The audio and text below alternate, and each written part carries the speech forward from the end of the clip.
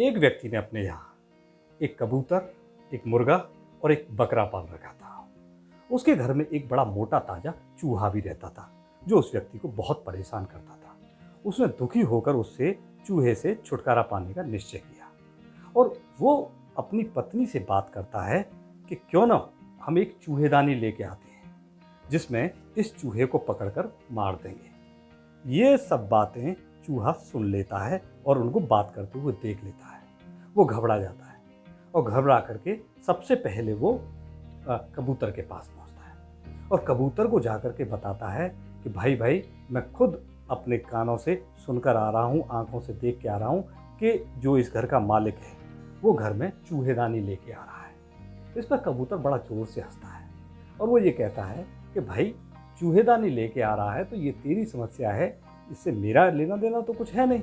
अब इस समस्या को तू ही हल कर, मुझसे इसका कोई लेना देना नहीं है। वो चूहा भाग करके फिर पहुंचता है मुर्गे के पास और मुर्गे से कहता है कि भाई, बड़ी ही परेशानी उत्पन्न हो गई है और इस घर में अब चूहेदानी आने वाली है। अब इस पर मुर्गा वही प्रतिक्रिया मुर्गा भी करता है। वो भी कहता है कि अरे यार, तू फालतू की बात कर रहा है, चूहेदानी लेकर आ रहा है तो उसमें तो चूहा ही तो आ सकता है, मुर्गा थोड़ी आ जाएगा, उससे मेरा तो कोई लेना देना है नहीं। अब ये तेरी समस्या है, अब इसको तो तू ही देख यार, मुझे तो तू परेशान कर मत। वो बड़ा दुखी हो जाता है चूहा। उसके बाद वो बड़ा परेशान हुआ। उसने कहा अब क्या किया जाए।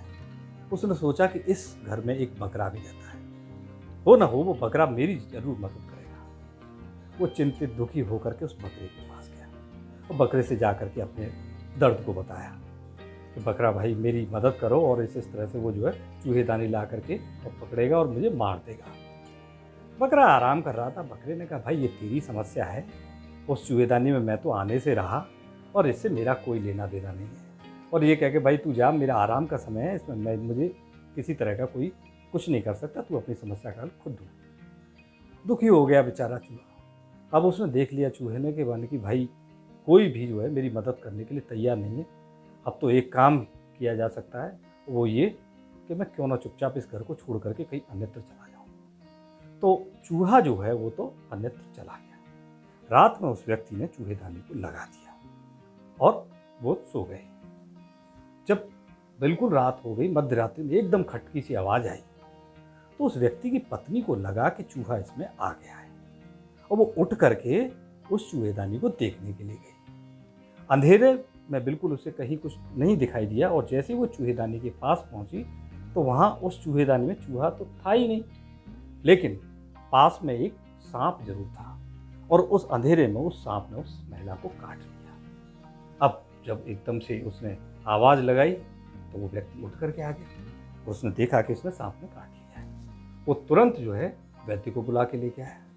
वैद्य ने उसको देखा। देखने के बाद उसे बताया कि चिंता की तो विशेष बात नहीं है, वो जहरीला सांप नहीं था, लेकिन अगर इसे तुम कबूतर का सूप पिलाओ तो ये जल्दी से जल्दी और भी स्वस्थ हो जाएगी। तो उसने यही किया। अगले दिन उसने उस कबूतर का सूप बनाया जिसके पास सबसे पहले वो चूहा मदद मांगने के लिए गया था, और इस तरह से उसने कबूतर का सूप बनाकर अपनी पत्नी को पिलाया। एक दो दिन बाद वो और अच्छी तरह से स्वस्थ हो गई। इस बीच में उसके रिश्तेदार, नातेदार, पड़ोसी मिलने भी आए। तो जब वो आए तो उन्होंने उस दावत के रूप में उस मुर्गे को काटा और उस मुर्गे को काट करके अपने मेहमानों को खिलाया। ये वही मुर्गा था जिससे दूसरे नंबर पे वो चूहा मदद मांगने गया था। इसके कुछ दिन बाद जब वो महिला पूरी तरह से स्वस्थ हो गई तो उसके बाद उन्होंने सोचा कि अब क्यों ना हम एक पार्टी करते हैं, सब लोगों को बुलाते हैं यहाँ पर और उन्हें दावत भोज हम देते हैं। अब तुम पूरी तरह से स्वस्थ हो गए। और जब उसने अपने रिश्तेदारों को, अपने संबंधियों को बुलाया तो उस अवसर पे उसने दावत में उस बकरे को काटा। तो वो जो तीनों जानवर जो ये मान के चल रहे थे कि इस समस्या से हमारा कोई लेना देना नहीं है, ये चूहे की समस्या है, अंतुगत्वा उस समस्या के घेरे में वही आए और अपनी जान से हाथ धोना पड़ा।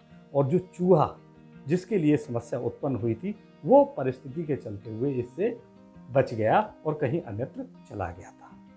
कहने का मतलब ये है कि कभी भी अगर कोई व्यक्ति हमसे सहायता मांगने आए तो हमें ये नहीं सोचना चाहिए कि ये समस्या तो इसी व्यक्ति से संबंधित है और ये इसी को हल करनी है। हो सकता है समय चक्र इस तरह से घूमे कि वो समस्या हमसे ही जुड़ जाए और वो समस्या उस वक्त हमको नहीं दिखाई दे रही हो, लेकिन आगे आने वाले समय में ऐसी परिस्थितियां क्रिएट हो जाएं कि वो समस्या सीधे रूप से हमसे ही जुड़ जाए।